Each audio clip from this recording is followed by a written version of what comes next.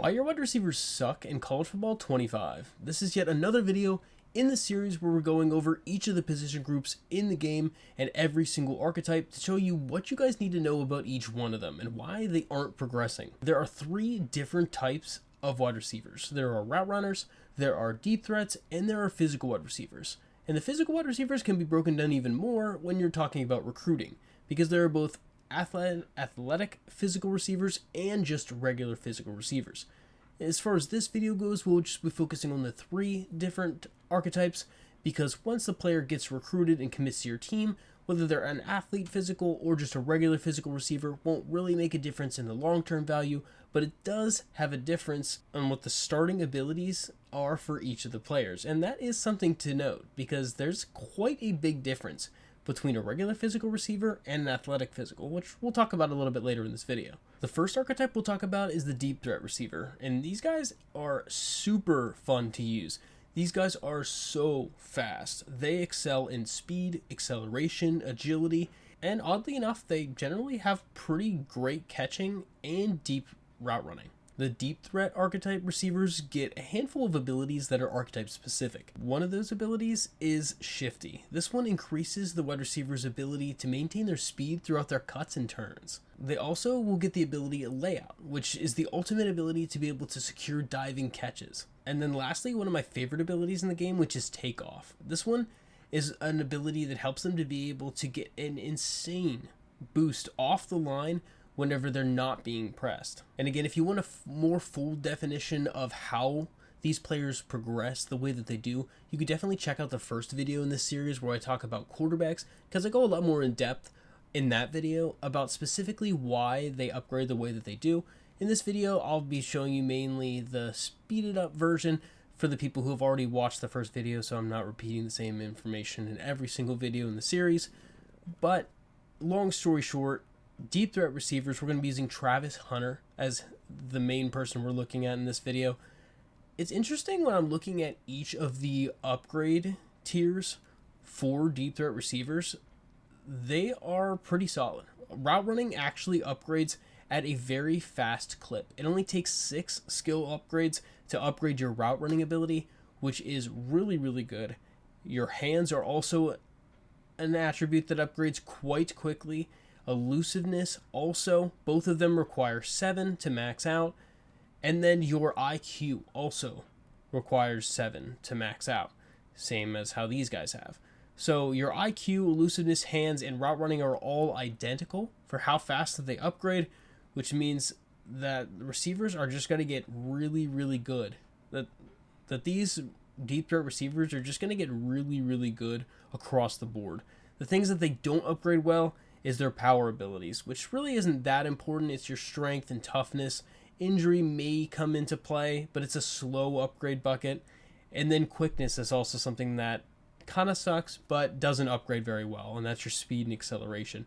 So that's something that's going to take a long time to upgrade, especially because since the way that this game is made, generally the receiver, or any archetype for that matter, upgrades what's cheapest and most available right now, and then slowly, as you make everything more expensive by upgrading it, once everything is also up to 13, then you'll be able to upgrade quickness. But as you see here, your IQ, elusiveness, hands, and route running are all going to max out at 7 skill points, which is still basically half what it takes to upgrade quickness. So it's going to take a long time, if ever, for Travis Hunter to upgrade his quickness, his speed past 95. So it's something to take note of whenever you're recruiting a player. Whatever their speed is might very well be the very end speed that they end on. They might upgrade, because there are some outliers that they'll upgrade something random that's not, in line with what most people upgrade, but it might take a while for that receiver to upgrade his speed.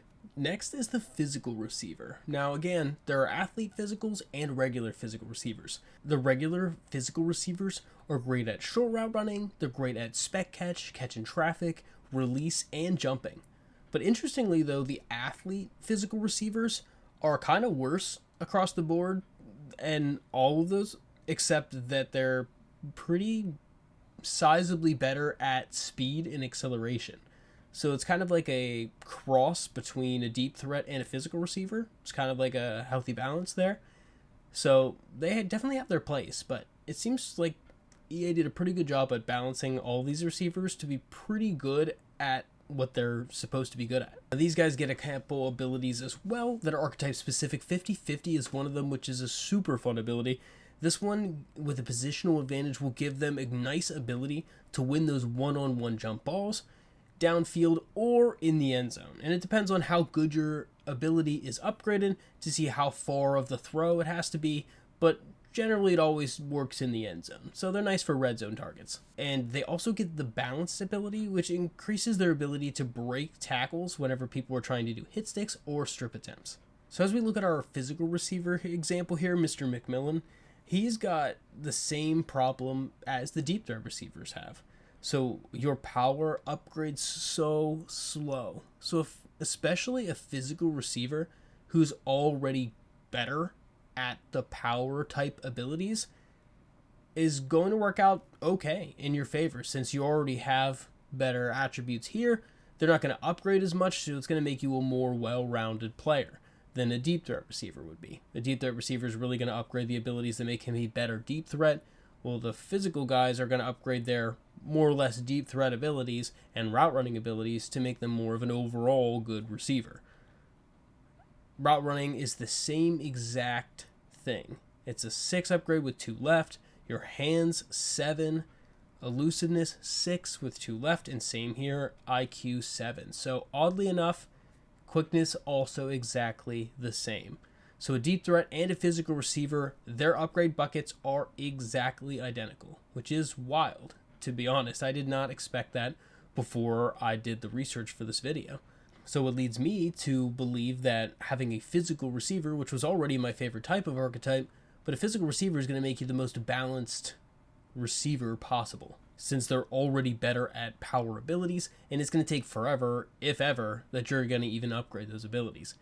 Even though, on the other hand, you could say since the speed is a little bit lower on a physical guy, that it might not be the best move, because your speed also probably isn't really going to increase either.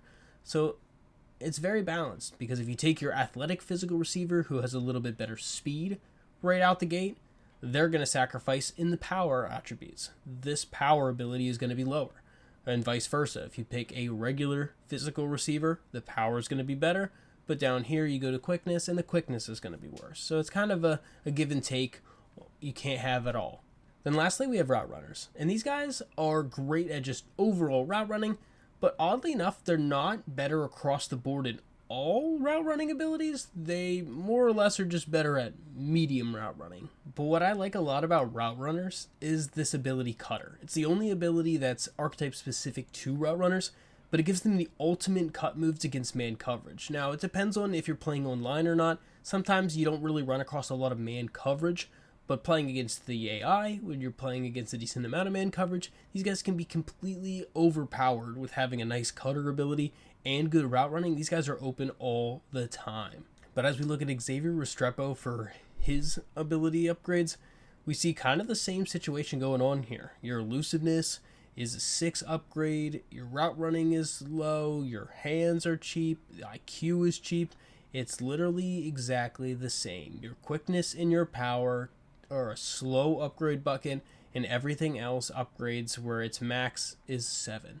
So everything else upgrades pretty quick, but it's going to take a long time, if ever, that you're going to upgrade the power and the quickness. So if you're getting a route running receiver, definitely want to make sure the higher the speed, the better right out the rip. Same as every other receiver in this game. The higher the speed, the better, because your speed is probably not going to upgrade. If it does upgrade, it might only upgrade 1 or 2 overalls total in his entire career. So it's going to be pretty close to where the end is for him. So you really want to focus on making sure that is high when you're recruiting somebody. But these guys are just going to max out their catching and route running ability so fast, it's going to be ridiculous. These guys are going to upgrade insanely quick. So these guys are probably going to be some of the highest overalls in the game, since they're just going to be upgrading everything real fast.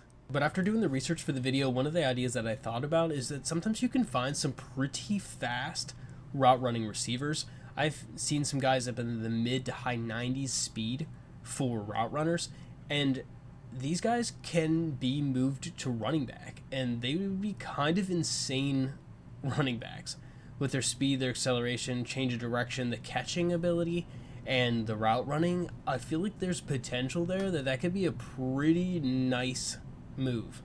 So I'd really be interested to see if you guys have ever tried that before, and if you have, let me know in the comments how it worked out for you. But that's going to about end this video, so hope you guys enjoyed it.